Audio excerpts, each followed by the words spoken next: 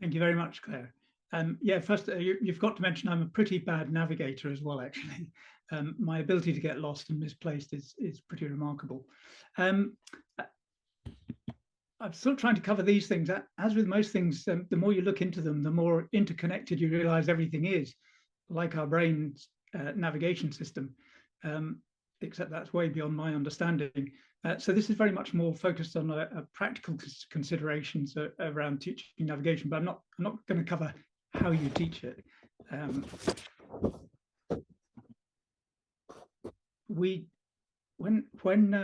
Whenever I start teaching a group, usually the first thing I do is ask them if they can count to 65, because if they can do that in their heads, by the way, because if they can do that, then they can pace for 100 meters roughly. After that, I say, well, that's all you need, because I'm not going to use numbers again, because numbers are just for communication. And you can sense the relief around the room that, oh, we're not going to be doing numbers, grid references, and that sort of thing. So once that's out the way, then I usually ask who here has been lost, as well as myself.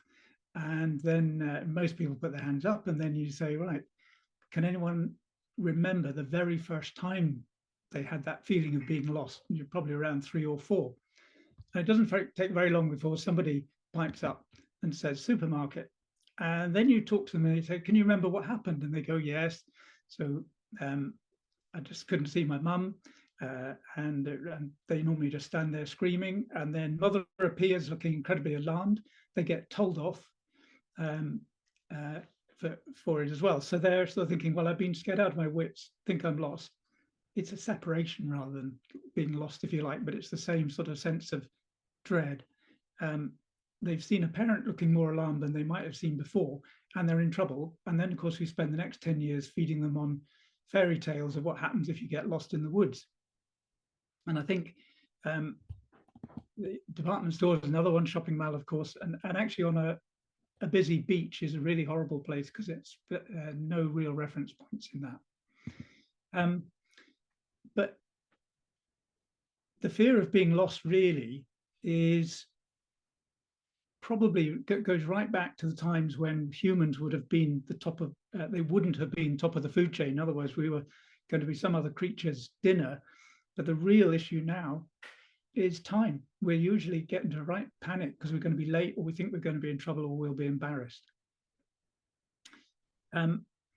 So anyway, I ask some of these questions because people that I try and teach to navigate, very often there's some sort of fear that they're going to become lost, overrides sometimes what you're wanting to teach.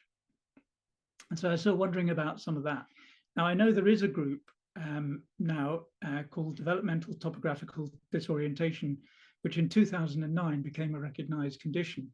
And more recent research is suggesting that it may even be genetic. But these are some of the questions I ponder over, if you like. And I wonder what influence the teaching methodology has had. Why is it that people just want to go to their phone and not engage with a map? I don't have the answers. Here's some stats from Mountain Rescue. And quite alarming because 60% of the call outs, that's from January to May, 60% of 70 call outs were for people being lost, missing, or overdue. And that's before the summer season has even started. And then if you bear in mind that there are 12 Lake District search and rescue teams, there's 74 mountain rescue teams across the UK, almost all volunteers. Some interesting research at one time as well, which makes this even more alarming, is that it's reckoned that over 70% of walkers do not wish to leave the path. There's some research done by Scottish Natural Heritage back, I think, around 2010. And I'd love to be able to ask these people as to whether they have been taught to map read or to navigate.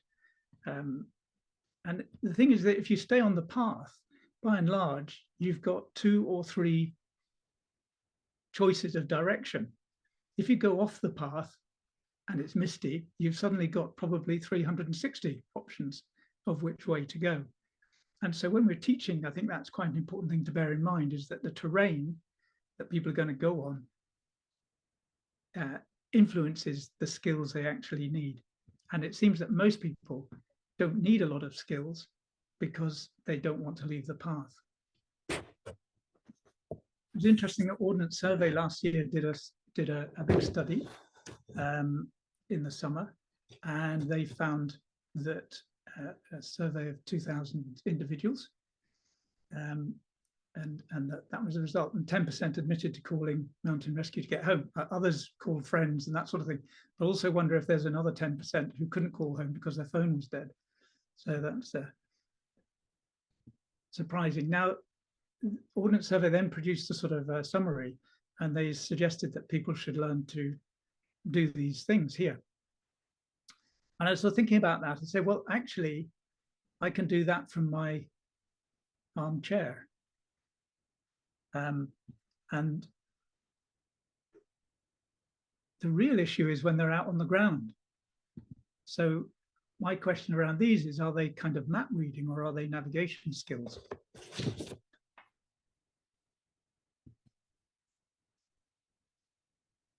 To me, this is the difference. Really, you can't learn to navigate in the classroom.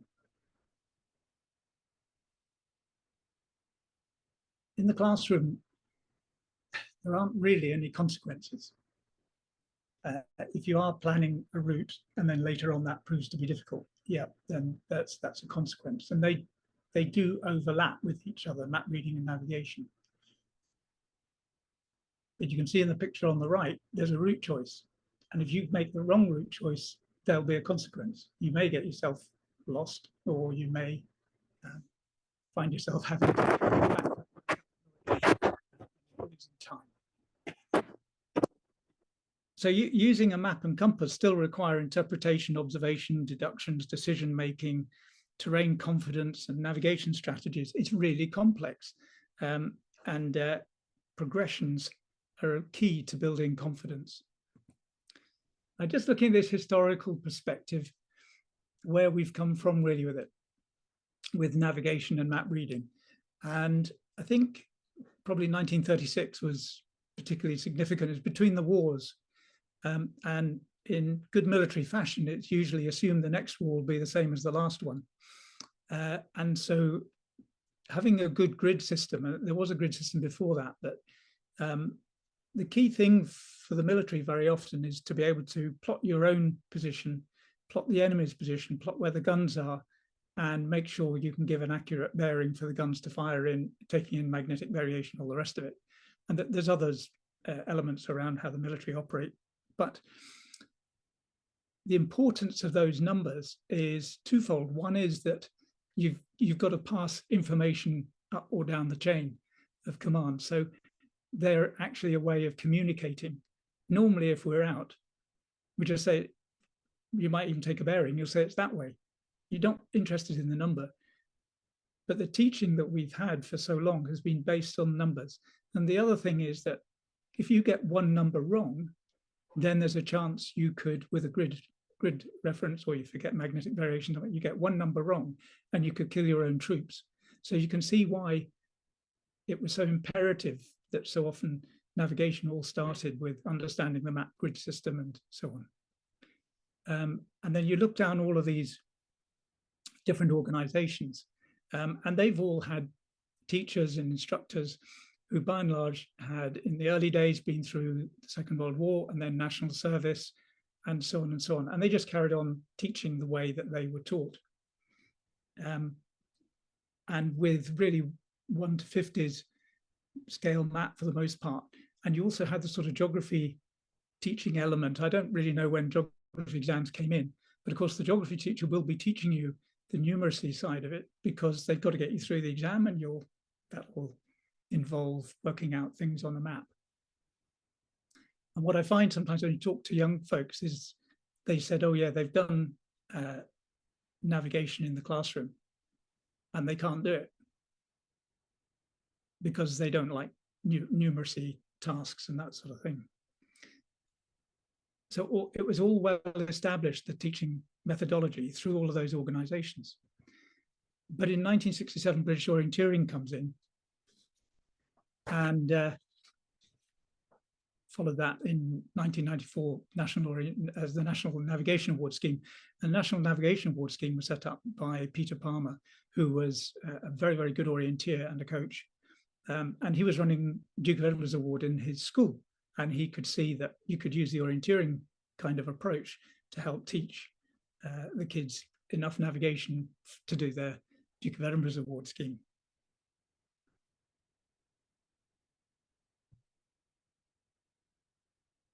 And then, of course, 2004, we had the introduction of the GPS. Interestingly, there's no course, as far as I'm aware, within education where a teacher can learn to teach navigation. There is, if you go to the National Navigation Award Scheme and British Orienteering, they have training for instructors. And particularly with the NNAS, it's not for orienteering, but it's for recreation rather than military needs. Also, all those first ones don't really take into account the kind of map scale and terrain progressions that are needed to link to the skills. Orienteers are probably the best on-foot navigators in the world. And dealing with mountaineers over many years and walkers is they all look at these things with absolute dread and just don't really want to engage at all. For some reason they shun this whole idea because they think the maps are funny colors. Oh, it's different. You have to wear lycra and run and all this sort of stuff. But they don't look past that and go, hang on a minute, these folks are incredibly capable and they do it very fast. And yet their maps don't have grid numbers on and their compass dials don't turn and they've got no numbers on them. And yet they can navigate so incredibly well. How do they do it? So the maps are also very useful because they don't have any writing on them. So by using these maps, we're training the brain to rotate and rely on the symbols. We're naturally drawn to reading the writing. The writing on a map usually is only any good if you're at a signpost for the most part.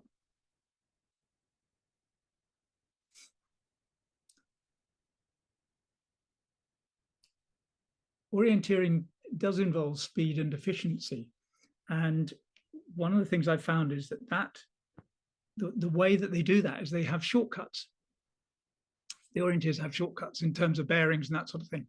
And those, when you understand them, they actually throw up some really rather useful teaching progressions. And using those with this sort of orienteering kind of map is a fantastic way of teaching. To me, this orienteering map is the most powerful tool we have for teaching navigation now, because everything that the individual sees on it, sees on the ground pretty well is on the map. They're not having to work out what's in the big white space, and they can see so many things around them, but none of it's marked.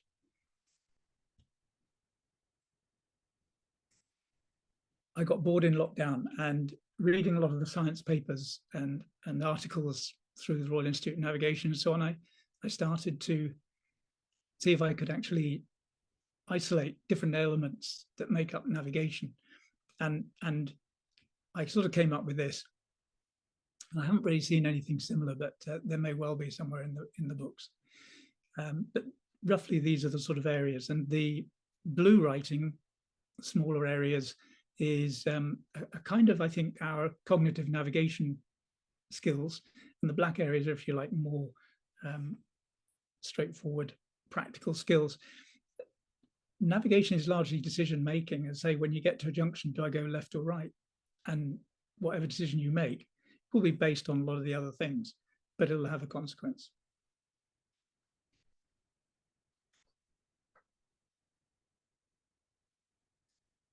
Certainly many of the research papers do talk about navigation being complex, and we know that. But it also, they quite often mention the word confidence. So a lot of teaching I do now, I try and make sure that I'm building people's confidence. And I do that by progressions of map, terrain, and all of these different things. And if you get the right sort of combinations together, people learn very quickly.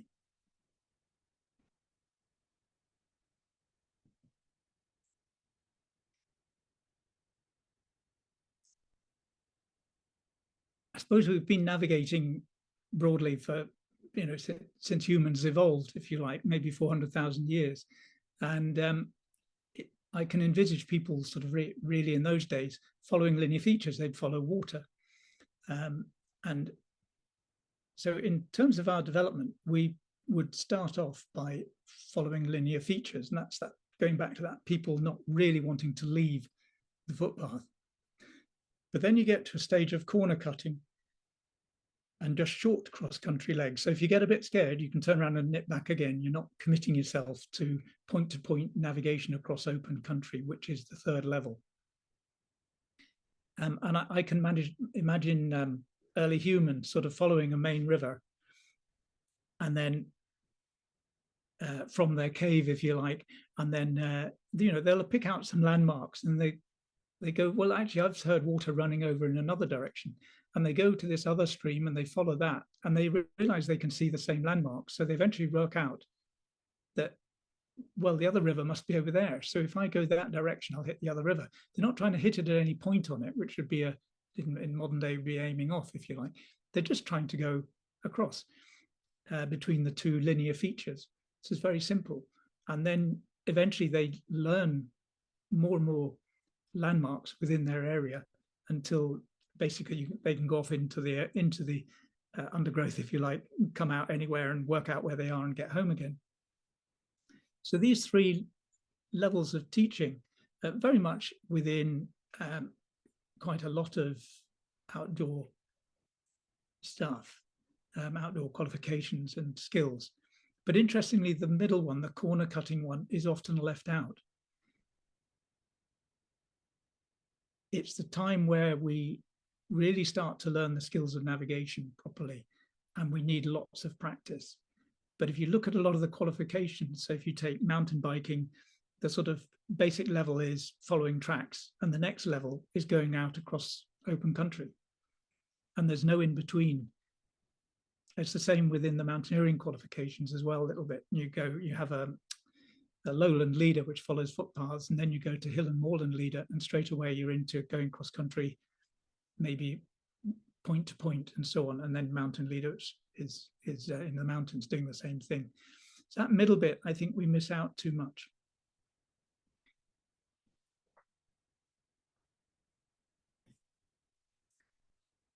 I like to quite like to explore some of this with folks, and how their brains are trained, if you like, from those days, and go for a walk to start with without a map, and then ask people to see if they can point to landmarks that they've seen but are now hidden, and can they point in the right direction, and take them around for a walk for a bit, maybe 20 minutes or so, a little loop. And then we get back and they say, well, can you draw a map of where you've been? And of course, they all draw a map pretty well of where they've been. It's got the right shape. That's all I'm really looking for.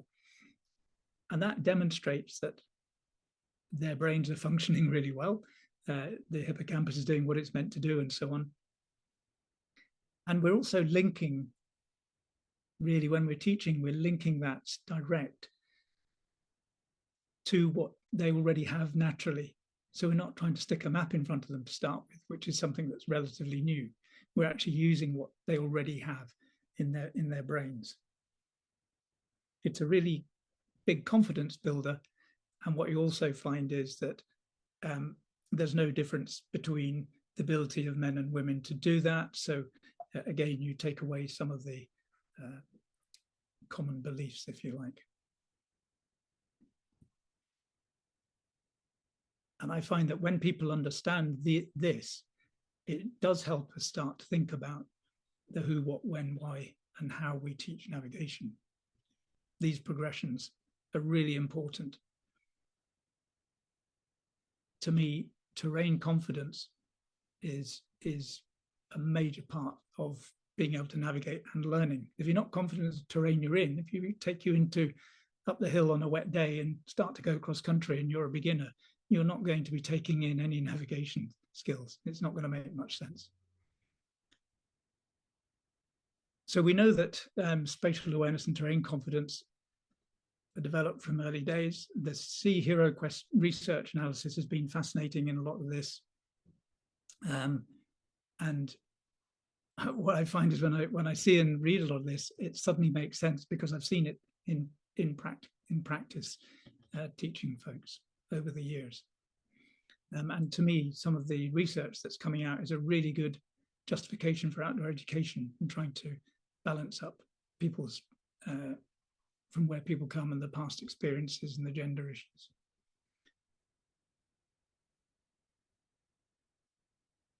When you think about it, we've really only had maps for the last 100 years and compasses for recreation and available to the public in general. So again, that's why I quite like to start without a map so that we use people's natural abilities.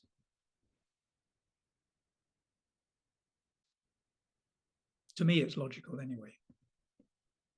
So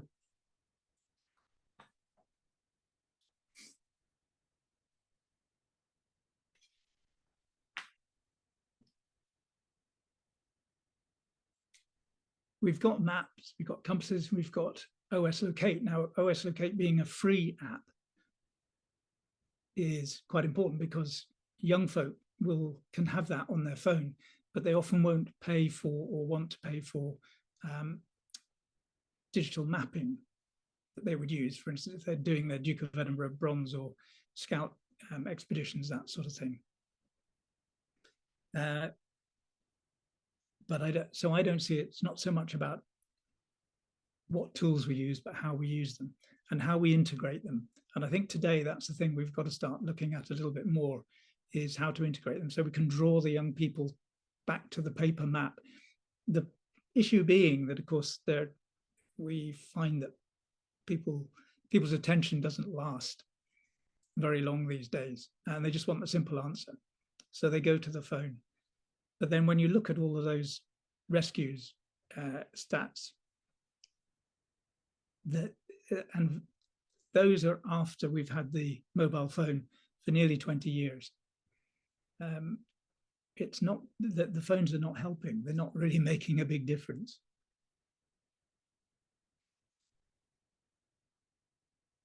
So I think we're past the debate of, is it the map and compass or the GPS? It's definitely both. I think that is the way forward. We do have a divide, though, between those brought up with map and compass and those with GPS. So most 20 to 30-year-olds that I teach now are very savvy with the phone. In fact, sometimes you ask at the beginning of a course and you say, how have people navigated up till now? And they just go Google. And that's it. That's a problem, really. The GPS has, both GPS and map have vulnerabilities, but the GPS has more vulnerabilities, I think, than the map, whether it's bright screens, rain, and all sorts of other things. Yes, I know your map can blow away and it can get soggy and so on, but you'll have a pretty good idea of where you are.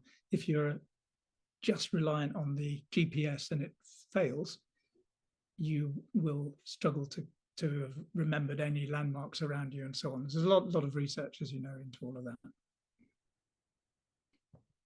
So I use a GPS when I'm out, when I'm leading groups and kind of guiding around the place. I do it for efficiency, or maybe I just need to find something quite detailed or put myself in a certain position. I can use it for that. But there's this sort of range, isn't there, where you just follow the dot, or you can have your map compass say, right, I'm going to go left here. You make that decision and then you just check it. And there's lots of sort of bits in between you can do. Whilst we're sort of around that, I should just say that this has become a big issue since people have started carrying phones on the hill. And that is reverse polarity. You can see the two compass needles there, and one has been rubbed on a magnet And the mobile phone has a very strong magnet in the speaker system. And the trouble is, it's about the same shape as your compass. So the two of them tend to get wrapped together and stuck in a pocket. And as they rub, they reverse it. I wrote about this probably around 2013 or 2014, something like that. One of the challenges is that rescue teams they'll find somebody and they say, oh, they had a map and compass, but they won't look at the compass and check if it had reversed polarity. In Scotland, certainly, we think there might have been one tragedy due to this in winter. But it's a big issue. I've probably seen over 100, and I've had far more people than that tell me they've had a reversed polarity compass. It's funny that it's the mobile phone that usually causes it. But that, of course, becomes our backup. If you've got OS locate, you've got a compass, so you can manage that. But I think this is quite an issue, and particularly with young folk as well, is getting them to keep the compass away from the phone is really important. Yeah, as I said before, it's the most powerful tool for teaching navigation.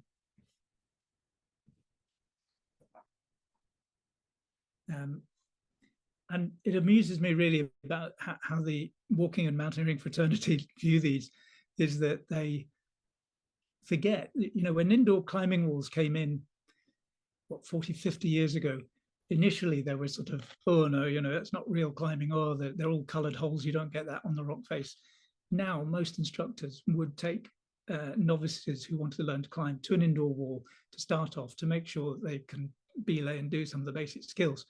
We have skills tracks for mountain bikes. We have indoor ski facilities and all these things where people can learn in quite an isolated, safe environment just to get the basics. But when it comes to navigation, there's suddenly oh no, that's all, look, it's funny colors. And that's sort of reaction. And yet, if I could show you 1 to 50 of this area, there's just absolutely nothing except a major track. And I do wonder, there's some good research just come out in January, although it's by a top American orienteer, but sort of saying that orienteering is very good for our spatial awareness as we get older.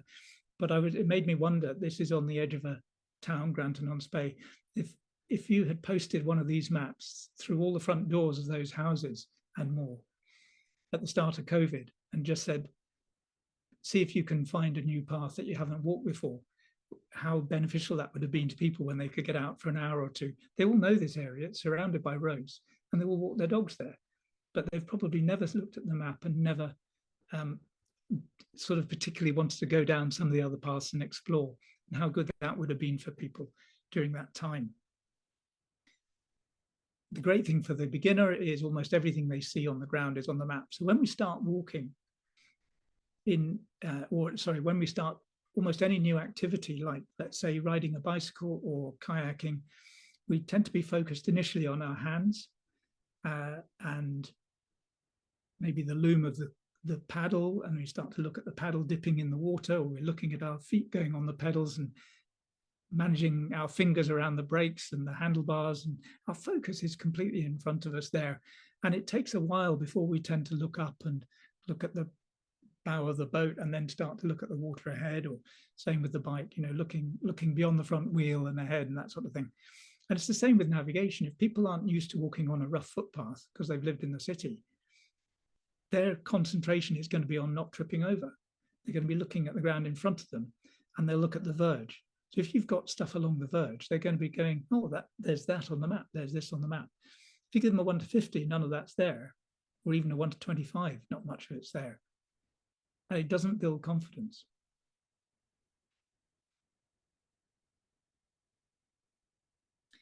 I think once people understand that the white on these maps is open runnable woodland, that's a great relief, because it is quite confusing that white is open runnable woodland. But that is the perfect orienteering environment. And so it should be the majority of the map. And so by leaving it white allows for different shades of green for more dense or forest walk, if you like, or forest fight. But once people get their heads around that, it's usually a lot easier for them to understand the map. And of course, part of it is it saves ink.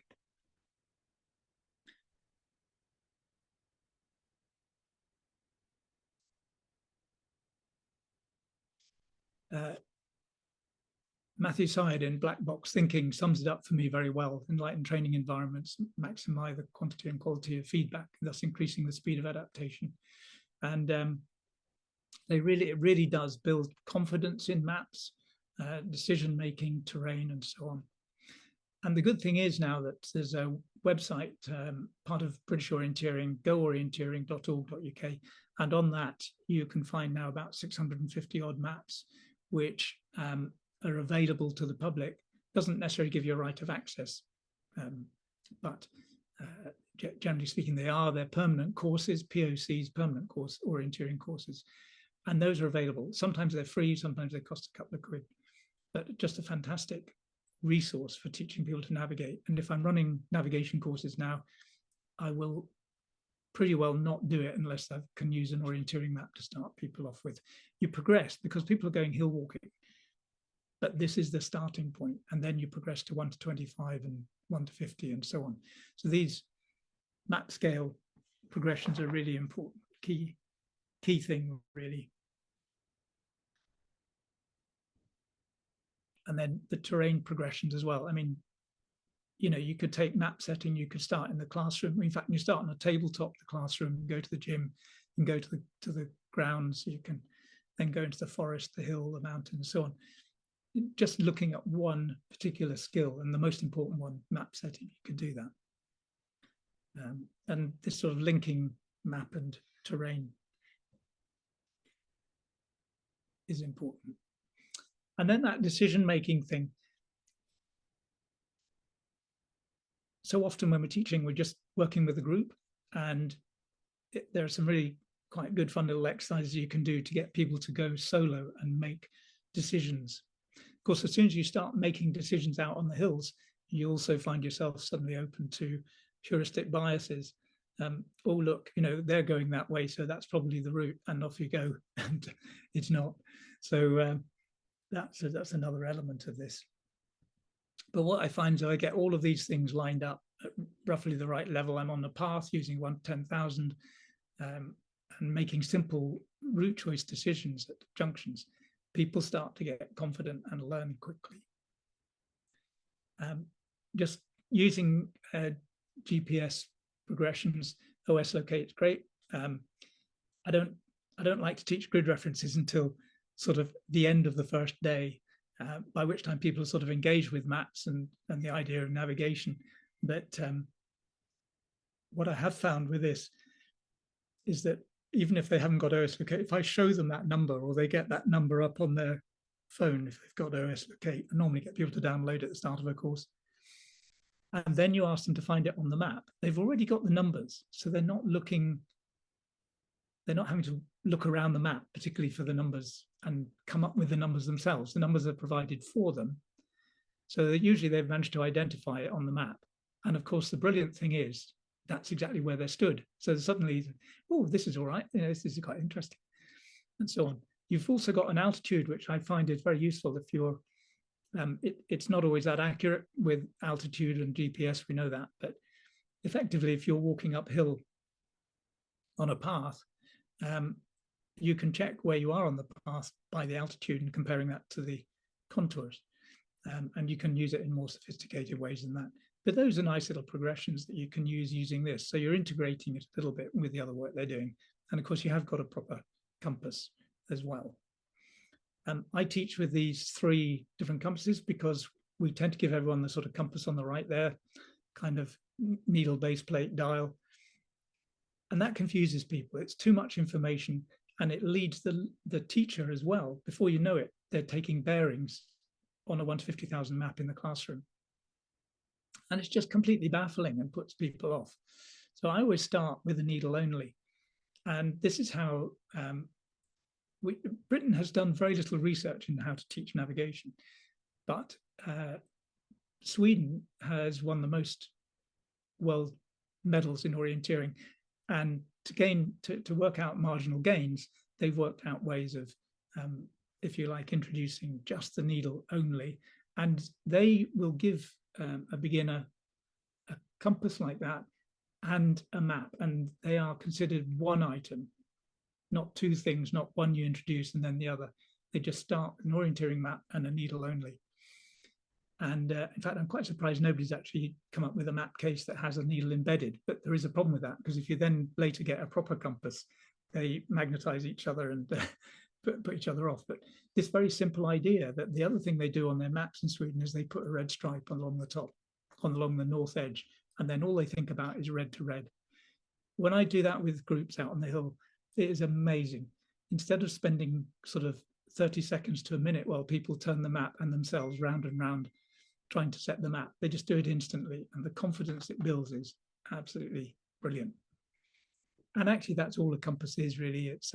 It's a needle with a straight line. We don't need the numbers unless we're communicating a direction to someone else. And we can use that compass in the same way. So I've got my red stripe down the bottom there. And if I was at the junction at the top of the hill and I'm wondering which one do I want, I can put the edge of the phone down it and then just use the needle pointing to the red stripe, red to red. And the arrow points off down the route you want to go. But never call the needle an arrow. That'll really baffle folks. So just finishing off, really, I think it'd be great if we could have a more universal kind of approach to teaching navigation across all the different disciplines and needs for recreation purposes specifically.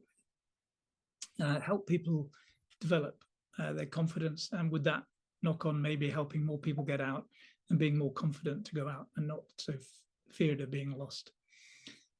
We could try and help reduce the services workload. What I find frustrating sometimes, you hear mountain rescue teams always saying, "Oh, have a map and compass and know how to use it."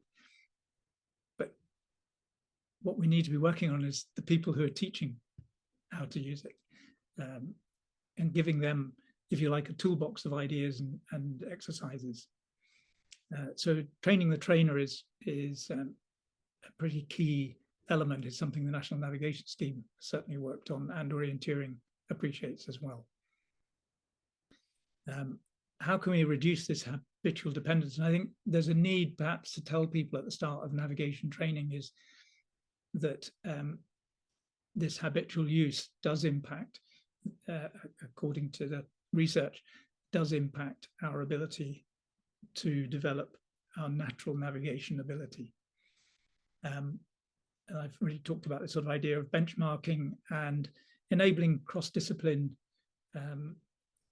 navigation skills. So I know somebody's got their level 2 mountain bike, but they come to me to do their lowland leader hill walking instructor thing, then I know exactly what they've been taught and how that crosses across. At the moment, we don't really know that in the outdoors. So the outdoor sector itself within qualifications could do with this. And I sometimes wonder when I see some lovely bits of research done with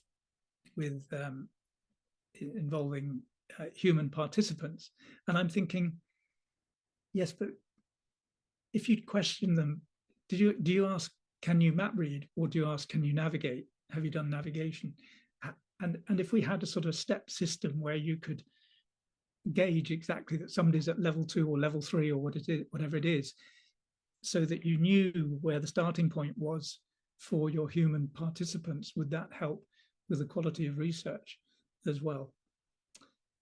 So I'll finish there and take any questions that folks might have. I like that.